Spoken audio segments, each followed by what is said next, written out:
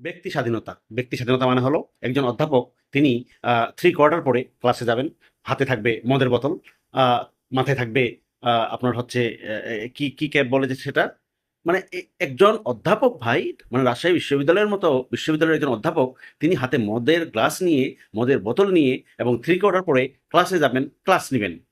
এটাই হচ্ছে তার ব্যক্তি স্বাধীনতা।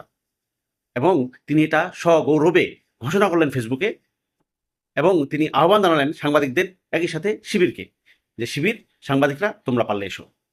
আশ্চর্য হয়ে যায়। আমি আমার এক সহকর্মীর সাথে কথা বলছিলাম, সহকর্মী আমাকে বললেন, হ্যাঁ, এটা করতে পারে। মানে আমি আশ্চর্য হয়ে গেলাম, আমরা কোথায় গেছি ভাই?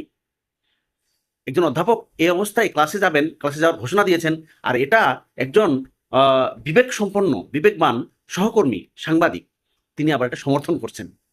আমি কোথায় যাব ভাই?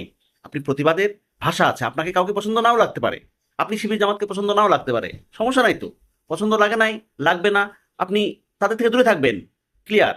কিন্তু আপনি যে প্রক্রিয়ায় নিজেকে উপস্থাপনের চেষ্টা করছেন বা প্রতিবাদ জানানোর চেষ্টা করছেন, এই প্রক্রিয়াটা তো নগণ্য, জঘন্য ভাই।